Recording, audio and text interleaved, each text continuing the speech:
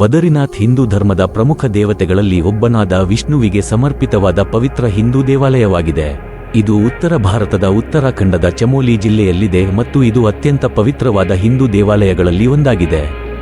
ಹಿಂದೂ ಪುರಾಣಗಳ ಪ್ರಕಾರ ಭಗವಾನ್ ವಿಷ್ಣುವು ಈ ಪ್ರದೇಶದಲ್ಲಿ ಸಾವಿರಾರು ವರ್ಷಗಳ ಕಾಲ ಬೆರ್ರಿ ರೂಪದಲ್ಲಿ ಹಿಂದಿಯಲ್ಲಿ ಬದ್ರಿ ಧ್ಯಾನ ಮಾಡುತ್ತಿದ್ದನು ಮತ್ತು ಈ ಸ್ಥಳವನ್ನು ಬದ್ರಿ ವಿಶಾಲ್ ಎಂದು ಕರೆಯಲಾಯಿತು. ದೇವತೆಗಳು ಮತ್ತು ರಾಕ್ಷಸರು ಒಮ್ಮೆ ಅಮರತ್ವದ ಅಮೃತವನ್ನು ಹುಡುಕಲು ಸಾಗರಗಳನ್ನು ಮಥಿಸಲು ಸಹಾಯ ಮಾಡಲು ವಿಷ್ಣುವನ್ನು ಸಂಪರ್ಕಿಸಿದರು ಎಂದು ಹೇಳಲಾಗುತ್ತದೆ. ಭಗವಾನ್ ವಿಷ್ಣುವು ಸಹಾಯ ಮಾಡಲು ಒಪ್ಪಿದನು, ಆದರೆ ಅವನು ಸಾಗರದಿಂದ ಹೊರಹೊಮ್ಮಿದ ಮೊದಲ ಹನಿಯನ್ನು ಮಾತ್ರ ಕುಡಿಯುತ್ತೇನೆ ಎಂದು ಒತ್ತಾಯಿಸಿದನು. ಮೊದಲ ಹನಿ ವಿಷವಾಗಿತ್ತು ಮತ್ತು ಜಗತ್ತನ್ನು ನಾಶವಾಗದಂತೆ ರಕ್ಷಿಸಲು ಭಗವಾನ್ ವಿಷ್ಣು ಅದನ್ನು ಸೇವಿಸಿದನು. ವಿಷದ ಪರಿಣಾಮಗಳಿಂದ ತನ್ನನ್ನು ರಕ್ಷಿಸಿಕೊಳ್ಳಲು ಭಗವಾನ್ ವಿಷ್ಣುವು ಬದರಿನಾಥದ ಬಳಿಯ ಪರ್ವತಗಳಿಗೆ ಹಿಮ್ಮೆಟ್ಟಿದನು. ಅಲ್ಲಿ ಅವನು ಧ್ಯಾನ ಮತ್ತು ಕಠಿಣ ತಪಸ್ಸನ್ನು ಮಾಡಿದನು. ಬದರಿನಾಥಕ್ಕೆ ಸಂಬಂಧಿಸಿದ ಮತ್ತೊಂದು ಜನಪ್ರಿಯ ದಂತಕಥೆಯೆಂದರೆ, ವಿಷ್ಣುವು ಈ ಸ್ಥಳವನ್ನು ತನ್ನ ವಾಸಸ್ಥಾನವಾಗಿ ಆರಿಸಿಕೊಂಡನು ಮತ್ತು ತನ್ನ ಭಕ್ತರನ್ನು ಆಶೀರ್ವದಿಸಲು ಭಗವಾನ್ ಬದರಿನಾಥನ ರೂಪದಲ್ಲಿ ಕಾಣಿಸಿಕೊಂಡನು. ಭಗವಾನ್ ವಿಷ್ಣುವಿನ ಪತ್ನಿಯಾದ ಲಕ್ಷ್ಮೀದೇವಿಯು ತನ್ನ ಪತಿಯನ್ನು ಕಠಿಣ ಪರ್ವತ ಹವಾಮಾನದಿಂದ ರಕ್ಷಿಸಲು ಬದ್ರಿ ಮರದ ರೂಪದಲ್ಲಿ ಕಾಣಿಸಿಕೊಂಡಳು ಎಂದು ಹೇಳಲಾಗುತ್ತದೆ.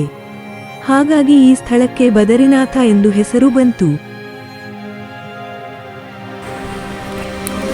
ಬದರಿನಾಥಕ್ಕೆ ಸಂಬಂಧಿಸಿದ ಮತ್ತೊಂದು ಜನಪ್ರಿಯ ದಂತಕಥೆ ಎಂದರೆ, ವಿಷ್ಣುವಿನ ಈ ಸ್ಥಳವನ್ನು ತನ್ನ ವಾಸಸ್ಥಾನಕ್ಕೆ ಆರಿಸಿಕೊಂಡನು ಮತ್ತು ತನ್ನ ಭಕ್ತರನ್ನು ಆಶೀರ್ವಾದಿಸಲು ಭಗವಾನ್ ಬದ್ರಿನಾಥನ ರೂಪದಲ್ಲಿ ಕಾಣಿಸಿಕೊಂಡನು.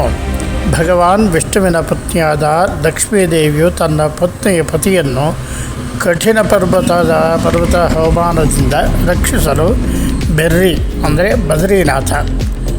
ಬದ್ರಿ ಮರ ಈ ರೂಪದಲ್ಲಿ ಕಾಣಿಸಿಕೊಂಡಳು ಎಂದು ಹೇಳಲಾಗುತ್ತದೆ. ಹಾಗಾಗಿ ಈ ಸ್ಥಳಕ್ಕೆ ಬದರಿನಾಥ ಎಂದು ಹೆಸರು ಬಂತು.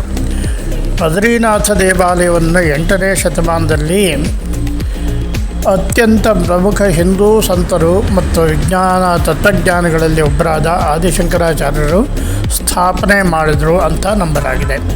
ಶತಮಾನಗಳಿಂದಲೂ ದೇವಾಲಯವು ಹಲವಾರು ನವೀಕರಣಗಳು ಮತ್ತು ವಿಸ್ತರಣೆಗಳಿಗೆ ಒಳಗಾಗಿದೆ ಮತ್ತು ಇದು ಅನೇಕ ತಲೆಮಾರುಗಳಿಂದ ಹಿಂದೂಗಳ ಪ್ರಮುಖ ಯಾತ್ರಾ ಕೇಂದ್ರವಾಗಿದೆ.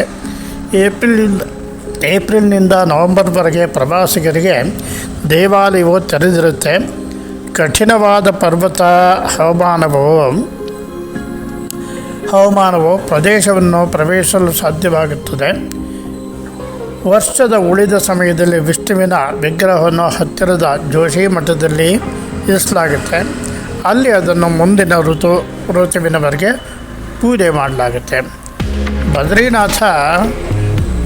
ಬದ್ರಿನಾಥ್ ದೇವಸ್ಥಾನ ಮತ್ತು ಅದರ ಸುತ್ತಮುತ್ತಲಿನ ಪ್ರದೇಶವು ಹಿಂದೂಗಳಿಗೆ ಹೆಚ್ಚಿನ ಆಧ್ಯಾತ್ಮಿಕ ಮತ್ತು ಸಾಂಸ್ಕೃತಿಕ ಮಹತ್ವವನ್ನು ಹೊಂದಿದೆ ಮತ್ತು ಪ್ರತಿ ವರ್ಷದಲ್ಲಿ ಸಾವಿರಾರು ಯಾತ್ರಿಕರು ತಮ್ಮ ಪ್ರಾರ್ಥನೆಗಳನ್ನು ಸಲ್ಲಿಸಲು ಮತ್ತು ಆಶೀರ್ವಾದ ಪಡೆಯಲು ದೇವಾಲಯಕ್ಕೆ ಭೇಟಿ ನೀಡ್ತಾರೆ. ಬದ್ರಿನಾಥವನ್ನು ಪ್ರಾಥಮಿಕವಾಗಿ ಹಿಂದೂ ಧರ್ಮದ ಪ್ರಮುಖ ದೇವತೆಗಳಲ್ಲಿ ಒಬ್ಬನಾದ ವಿಷ್ಣುವಿಗೆ ಸಮರ್ಪಿತವಾದ ದೇವಾಲಯವೆಂದು ಪರಿಗಣಿಸಲಾಗಿದೆ. ಆದಾಗ್ಯೂ ಬದ್ರಿನಾಥಕ್ಕೆ ಸಂಬಂಧಿಸಿದ ಧಾರ್ಮಿಕ ನಂಬಿಕೆ ಮತ್ತು ಆಚರಣೆಗಳಲ್ಲಿ ಭಗವಾನ್ ಶಿವನು ಪ್ರಮುಖ ಸ್ಥಾನವನ್ನು ಪಡೆದಿದ್ದಾನೆ.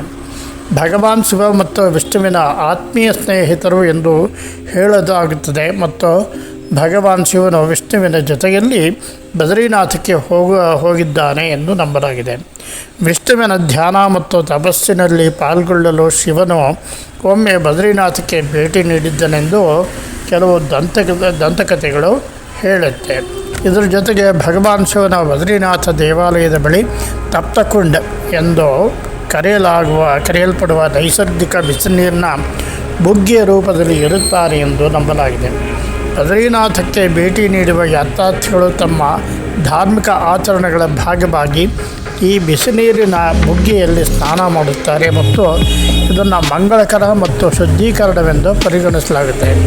ಆದ್ದರಿಂದ ಬದ್ರಿನಾಥವು ಪ್ರಾಥಮಿಕವಾಗಿ ವಿಷ್ಣುವಿಗೆ ಸಮರ್ಪಿತವಾದ ದೇವಾಲಯವಾಗಿದ್ದರೂ ದೇವಾಲಯಕ್ಕೆ ಸಂಬಂಧಿಸಿದ ಧಾರ್ಮಿಕ ನಂಬಿಕೆಗಳು ಮತ್ತು ಆಚರಣೆಗಳಲ್ಲಿ ಶಿವನ ಪ್ರಮುಖ ಸ್ಥಾನವನ್ನು ಹೊಂದಿದ್ದಾನೆ ಮತ್ತು ಅವನ ಉಪಸ್ಥಿತಿ ಮತ್ತು ಆಶೀರ್ವಾದವನ್ನು ಬದ್ರಿನಾಥಕ್ಕೆ ತೀರ್ಥಯಾತ್ರೆ ಅವಿಭಾಜ್ಯ ಅಂಗವೆಂದು ಪರಿಗಣಿಸಲಾಗುತ್ತೆ.